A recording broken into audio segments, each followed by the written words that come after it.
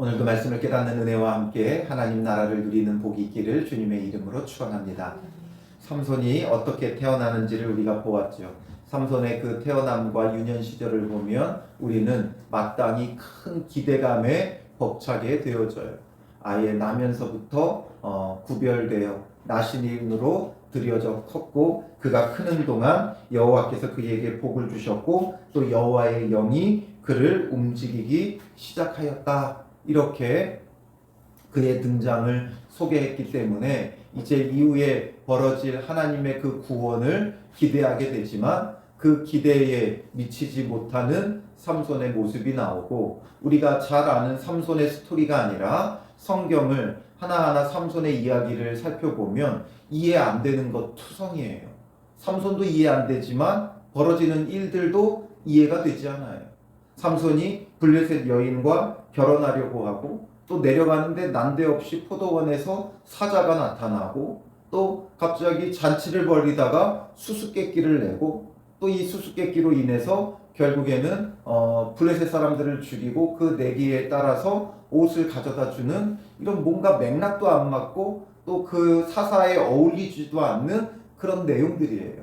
이것을 통해서 우리에게 하나님께서 말씀하고자 하시는 바가 무엇인가, 이걸 우리가 생각하지 않는다면 정말 이해 안 되는 이야기지요.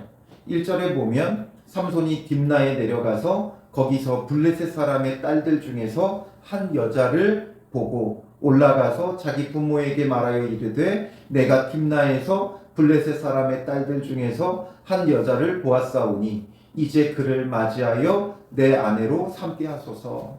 블레셋 여인 하나를 보고 그 여인을 아내로 삼게 해달라고 부모에게 조르게 되어지지요.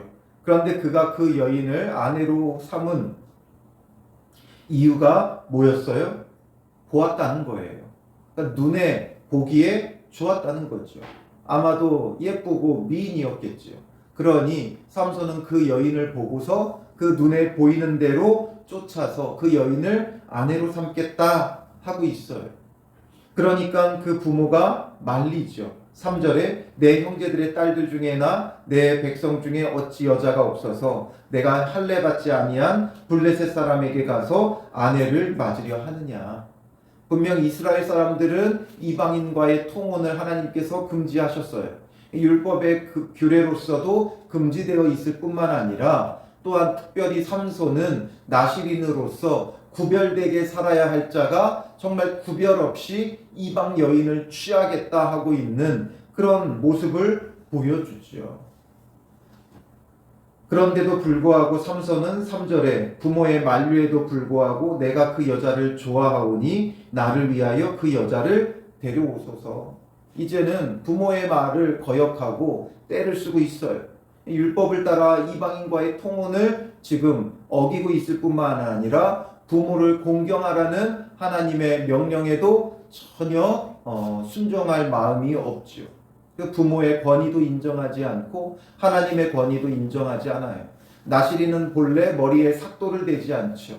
삭도를 대지 않는 이유가 뭐예요? 하나님께 드려져 하나님의 권위를 인정한다는 거예요.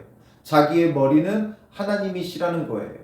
그러나 하나님의 율법도 또 육신의 머리 되는 부모의 권위도 그는 하나도 인정하지 않고 자기 눈에 보이는 대로 자기 뜻대로 행하려 하고 있는 거죠. 그러니 이 이해 안 되는 이야기는 누구의 이야기예요? 나의 이야기예요. 삼손의 이야기가 아니라 나의 이야기예요.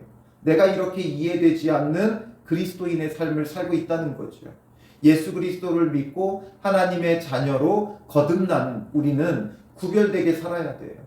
하나님 앞에 드려진 나실인과 같이 하나님께 드려지는 삶을 마땅히 살아야 돼요. 그런데 정말 하나님의 권위대로 우리가 순종하며 살아가고 있느냐? 그게 아니라 내 눈에 보기에 좋은 것, 내 생각에 좋은 것들을 쫓으며 살아가고 있는 우리의 모습을 보여주고 있는 거예요. 그래서 이제 그가 그 여자를 데려오라고 부모를 조르게 되어지죠. 4절에 보면 그때에 블레셋 사람이 이스라엘을 다스린 까닭에, 그러니까 단순히 지금 삼손이 눈에 보이는 것만으로 그 여인을 취하려고 한 것이 아니라 또 삼손에게는 자기의 생각이 있었어요. 그 생각이 뭐였어요? 4절에 삼손이 틈을 타서 블레셋 사람을 치려 함이었으나, 그래서 이렇게 결혼하는 척 하면서 그 틈을 타서 블레셋 사람을 치려 했다라는 거예요. 결혼하고 그들 가운데 섞여 살다가 틈을 봐서 블레셋 사람들을 치려 했던 거예요. 그러니까 자기가 어떠한 목적으로 이 땅에 태어났는가 삼손은 알아요, 몰라요? 알아요. 알고 있기 때문에 지금 블레셋 사람들을 치려고 하는 거예요. 그런데 그 방식으로서 이방 여인을 택하는 거죠. 그런데 이 이방 여인을 택하는 이 방식이 옳으냐의 문제는 또 다른 문제예요. 그러니까 자기의 그 사명을 감당함에 있어 이것이 어떻게 보면 자기의 또 하나의 이유와 핑계가 되는 거죠. 블레셋 여인을 취하는 이유로서 내가 틈을 봐서 저들을 치려 한다라고 하지만 하나님의 율법을 어기면서까지 행하는 이것이 과연 하나님 앞에 옳은 일이냐라는 거예요. 그러니까 입다에서도 그랬지만 우리가 하는 이 행동이 나는 하나님을 위한다 하고 나는 하나님이 주신 사명을 감당한다고 하는데 정말 하나님 앞에도 옳은 것이냐, 이 질문을 우리에게 던지고 있는 것이죠. 오늘 우리가 주를 위해서 한다고 하지만 결국에는 자기 자신을 위한 거예요. 하나님을 위해 헌신한다고 하지만 가만히 살펴보면 그 하나님 앞에 헌신함으로써 내가 복 받으려고 하는, 결국 결정적인 이유는 뭐예요? 내가 복 받으려는 거예요. 내가 원하는 것들이 성취되기를 바라는 거예요. 내가 정말 하나님의 뜻을 구한다며 기도하지만 내가 원하는 바를 이루기 위해 하나님 앞에 때를 쓰고 있는 것이죠. 그래서 그의 부모는 이 일이 여호와께로부터 나온 것인 줄은 알지 못하였더라. 여호와께로부터 나왔다. 이 말이 이 문맥상 우리에게 아주 큰 오해를 불러일으킬 수 있어요. 그러니까 하나님께 여호와께로부터 나온 것이다 라고 하니까 이런 마음 자체를 삼손에게 하나님께서 넣어주셨다 이렇게 보이죠, 맥락상. 그러나 하나님께서 삼손에게 이런 마음을 부어주신 것이 아니라 하나님의 이런 일들조차도 하나님의 섭리에서 벗어나지 않는다라는 거죠. 삼손이 옳은 마음이 아니에요. 이게 옳은 마음이 아니에요. 블레셋 사람들을 틈을 봐서 치겠다? 아니에요. 자기의 정욕을 따라 지금 이방 여인을 취하려고 하는 것인데 그걸 뭐로 포장하고 있는 거예요? 스스로 자기 자신을 속이고 있는 거예요. 틈을 봐서 블레셋을 치겠다. 목적이 선하면 방법은 어떠해도 상관없다라는 식으로 넘어가는 거죠.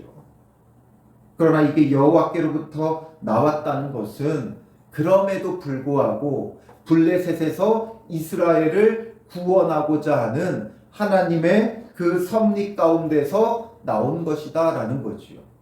항상 누누이 말씀드리지만 하나님의 그 뜻을 이루어가는 데는 선하게도 사용되고 악하게도 사용된다는 거예요. 그러니까 삼손이 선한 마음을 가지고 선한 방식을 쫓았으면 더 좋았죠. 그에게 특별한 하나님께서 은사와 능력을 주셨기에 그걸 선한 방법을 이용하여 했다면 더 귀하게 값지게 쓰임받을 수 있죠.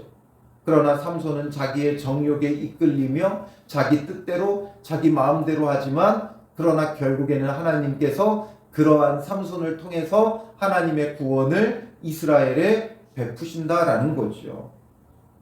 그러니 오늘 우리에게도 마찬가지예요.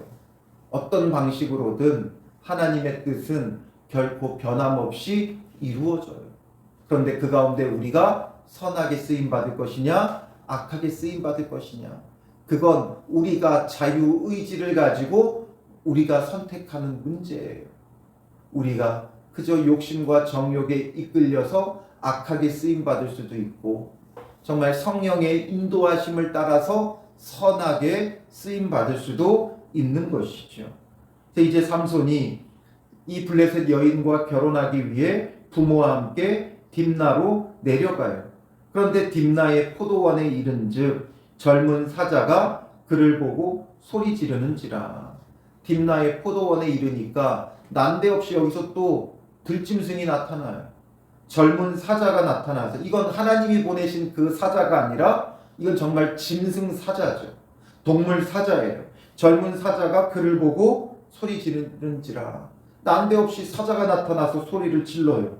그리고 이때 또 여호와의 영이 삼손에게 강하게 임하니 그가 손에 아무것도 없이 그 사자를 염소 새끼를 찢는 것 같이 찢었으나.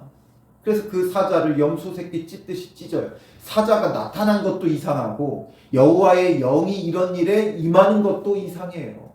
지금 이방 여인과 결혼하려고 가는데 난데없이 사자가 나타난 것도 이상하고, 또 이렇게 이방 여인과 결혼하겠다고 가는 삼손에게 여호와의 영이 임한 것도 이상하죠. 이걸 도대체 어떻게 해석을 해야 되는 겁니까? 이해가 안 되죠. 여호와의 영이 임하는 것과 여호와의 영이 임한 자가 하는 행동이 모두가 선한 것과는 연관성이 없다라는 거죠. 여호와의 영이 임해서 하나님의 능력이 나타나도 그 사람이 어떠하느냐의 문제는 또 다른 문제라는 거예요. 그러니까 여호와의 능력이 나타났다고 무조건 선한 것 아니에요. 그러니 어떤 성령의 특별한 은사가 있다고 해서 그가 다 선하고 옳은 것은 아니라는 거죠. 여호와의 영은 여호와의 영이고 또 그 사람은 그 사람이에요. 여호와의 영에 자기 자신을 온전히 내어드리는 사람이 있는가 하면 여호와의 영이 임하였음에도 불구하고 자기의 욕심과 정욕을 쫓는 자도 있다라는 거예요. 그리고 여기서 젊은 사자가 갑자기 나타난 것, 다른 건 모르겠으나 여기에서 장소를 딥나의 포도원이라는 것을 말해요. 그러니까 포도원에 지금 삼손이 갔다는 거죠. 포도원은 나실인과는 어울리지 않는 장소예요. 그리고 여기에 지금 삼손이 부모와 함께 내려갔는데 딥나의 포도원에는 누구만 갔어요? 삼손만 갔어요. 왜냐하면 뒷부분에 보면 그는 자기가 행한 일을 부모에게 알리지 아니하였더라. 이 일을 부모는 알지 못해요. 혼자 갔다는 거예요.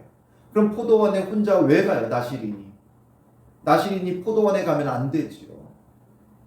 나실인은 독주와 포도주를 마시면 안 되고 포도 열매나 그 씨앗도 먹어서는 안 돼요.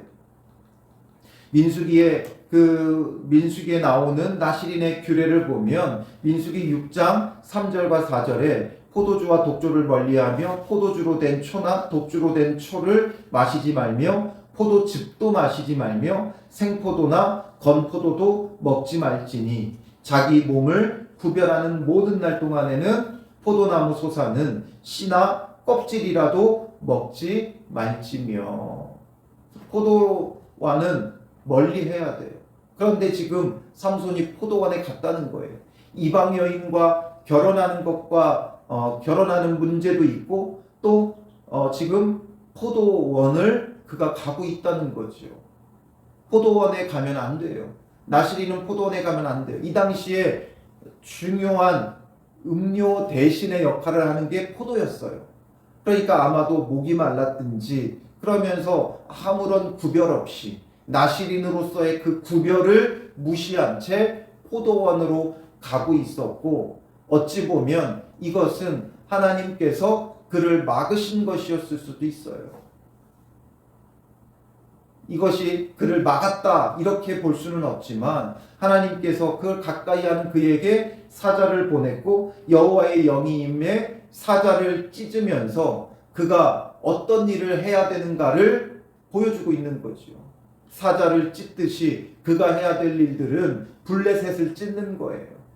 블레셋을 찢어야 되는 그 사명이 있음에도 불구하고 여전히 구별되지 못하고 포도원에 가까이 하는 그의 모습을 하나님께서 지금 깨닫게 하고자 하시는 거죠. 그런데 이것조차도 알리지 않고 그는 결국에 7절에 내려가서 그 여자와 말하니 그 여자가 삼손의 눈에 들었더라. 삼손은 눈에 보이는 걸 쫓는 거예요. 지금 끊임없이. 얼마 후 삼손이 그 여자를 맞이하려고 다시 가다가 다시 돌이켜 그 사자의 주검을 본지 가다가 돌이켜 사자의 주검을 봤어요.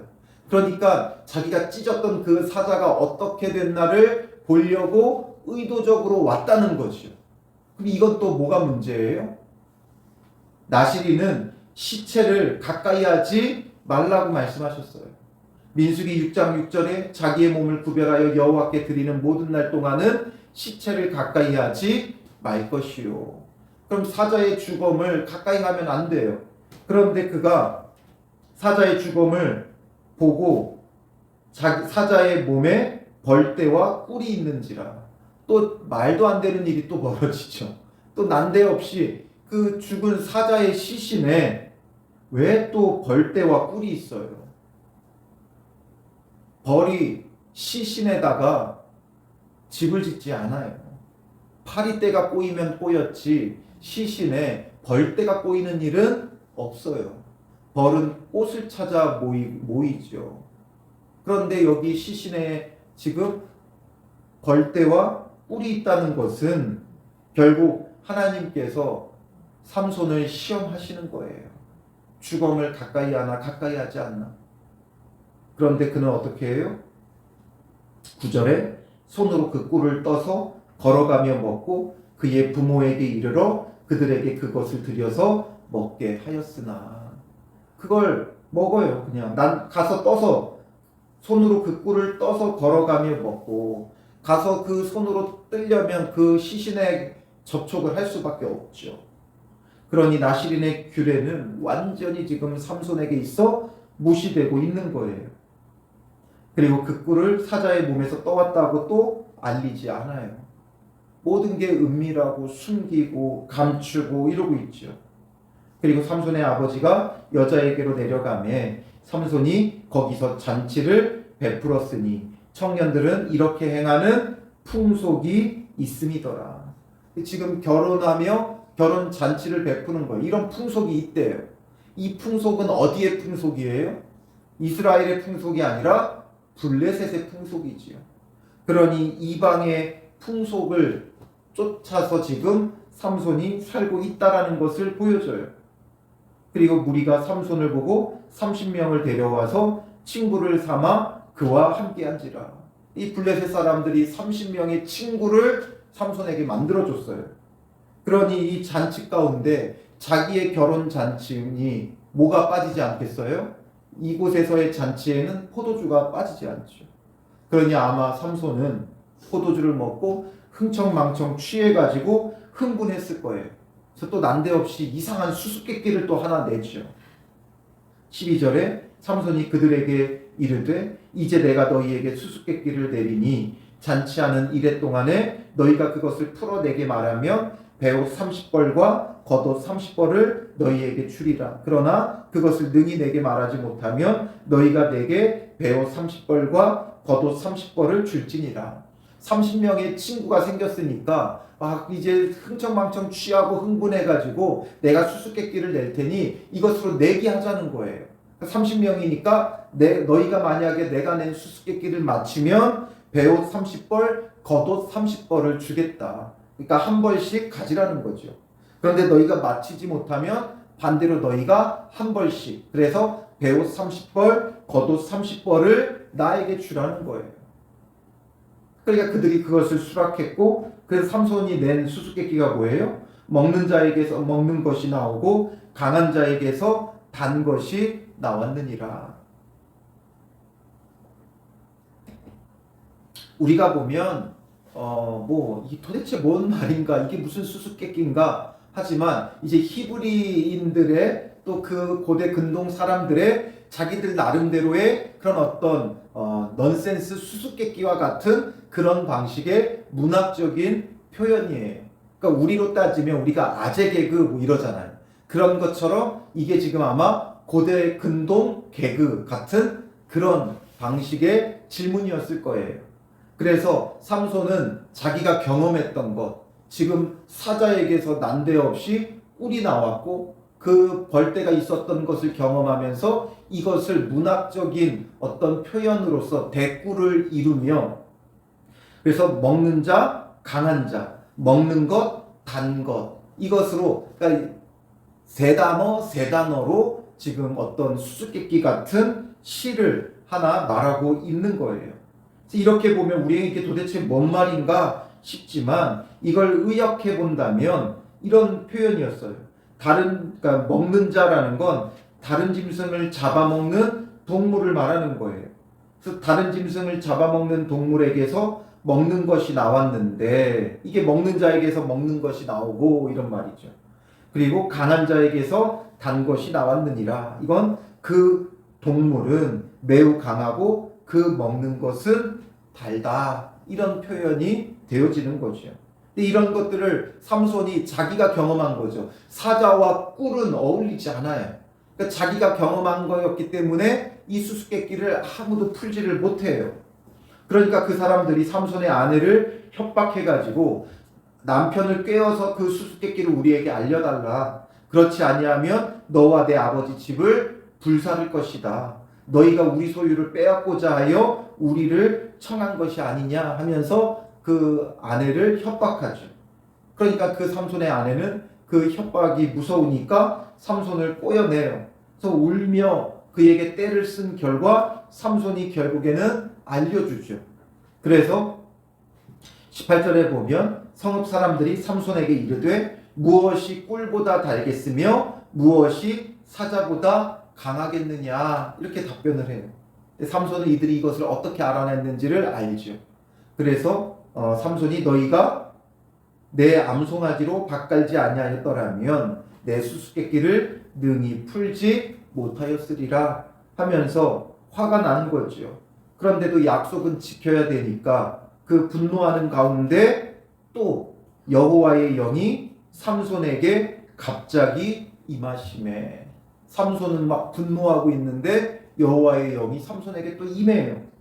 그러니까 삼손이 아스글론에게 내려가서 그곳 사람 30명을 쳐 죽이고 노략하여 수수께끼 푼 자들에게 옷을 주고 심히 노하여 그의 아버지의 집으로 올라갔고. 그래서 아스글론 사람들, 이 아스글론 사람들도 블레셋 사람들이에요. 그러니까 이 아스글론 사람들 30명을 죽이고 노략하여서 수수께끼 푼 자들에게 옷을 가져다가 주는 거죠. 그리고 심히 노해서 아버지 집으로 갔어요.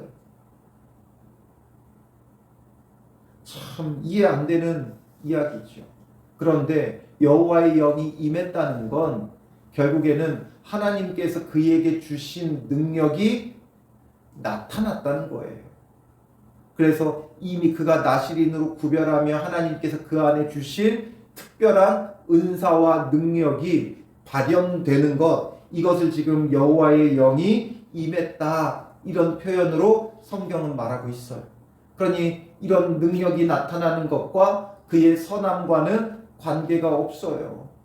그리고 결국에는 이렇게 해서 그의 악한 마음이 발동되어 블레셋 사람들을 쳐 죽이기 뭐한 거예요? 시작한 거예요. 그의 사명이 뭐였어요? 13장 5절에 블레셋 사람의 손에서 이스라엘을 구원하기 시작하리라. 이제 블레셋 사람에게서 이스라엘을 구원하기 시작한 거죠. 그러니 이게 바로 앞선 4절에서 말한 것처럼 여호와께로부터 나온 것이다라는 표현이 이런 의미에서 여호와께로부터 나온 거예요. 그러니까 하나님의 뜻은 변함없이 이루어져 간다는 거예요. 우리가 어떻게 행하든지 하나님의 뜻은 이루어져 가요. 그 가운데 우리가 정말 구별되게 하나님의 백성답게 쓰임 받을 것이냐, 아니면 하나님의 백성답지 않게 삼손처럼 엉뚱하게 악하게 불의하게 쓰임 받을 것이냐, 그 차이인 거죠. 그러면서 이 사사 시대에 자기 소견에 옳은 대로 행하는 전형적인 뭐예요?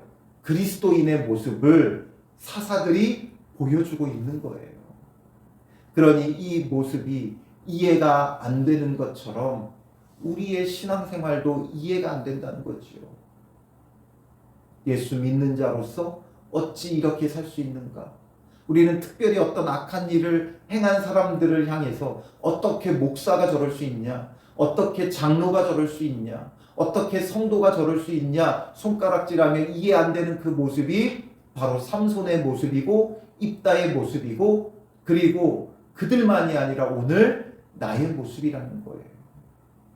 정말 우리가 온전히 하나님의 인도하심을 따르며 선하게만 쓰임받고 있느냐? 그렇지 않을 때가 있죠. 그러나 그럼에도 불구하고 하나님의 뜻은 이루어져요. 그러니 우리가 선하게 하나님의 뜻을 이루어갈 것인가? 악하게 뜻을 이루어가는데 우리가 쓰임받을 것인가? 그건 우리가 어떻게 행하느냐에 따라 다르죠. 삼손은 자기 눈에 보이는 대로, 자기의 눈에 보이는 대로 쫓았어요. 자기의 마음이 가는 대로 쫓았어요. 그러면 이런 모습이 되는 거예요.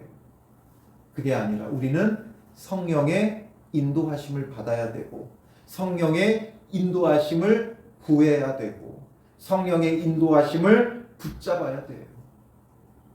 어떤 놀라운 일들이 일어났다고 그게 하나님이 우리와 함께 한다는 증거는 아니에요.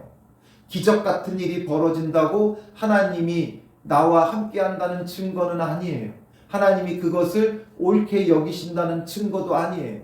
때로는 내가 구했던 기도에 응답이 있다고 그게 하나님 앞에 꼭 선한 것은 아니에요. 항상 성령의 인도하심과 이끄심을 받지 않으면 우리가 하는 모든 것들은 정말 우리가 원하는 대로 이루어져도 기도에 응답이 있었어도 이렇게 지금 악한 일에도 여호와의 영이 강하게 임하는 일이 있죠. 그러므로 우리가 그것과 상관없이 정말 우리는 성령의 인도하심과 이끄심, 하나님의 뜻이 어디 있는지 이것을 찾고 바라고 구하는 믿음의 사람들 되시기를 주님의 이름으로 축원합니다. 기도하겠습니다. 살아계신 아버지 하나님, 삼손의 모습이 이해가 되지 않습니다. 그런데 이 모습이 오늘 우리의 모습인 것을 보게 하시오니 주님, 우리가 예수 그리스도를 믿음으로 거룩하게 구별되고 주께 드려진 믿음의 사람들인데 우리가 눈에 보이는 대로 우리의 마음이 가는 대로 우리의 감정을 따라 살아가지는 않았는지 우리 자신을 돌아봅니다. 여전히 눈에 보기에 좋은 것들을 쫓고 우리의 욕심과 정욕을 따르는 우리의 모습을 용서하여 주시옵소서. 우리로 하여금 온전히 회개하고 돌이키며 성령의 인도하심과 이끄심을 따르는 믿음의 사람들이 되게 하여 주시옵소서. 우리의 마음이 간절히 더욱 성령을 사모하고 예수 그리스도를 사모하고 주의 뜻을 사모하는 자 되어 주의 이끄심 속에 선하게 쓰임받는 믿음의 사람들이 되게 하여 주실 줄 믿사오며 예수님의 이름으로 기도합니다. 아멘.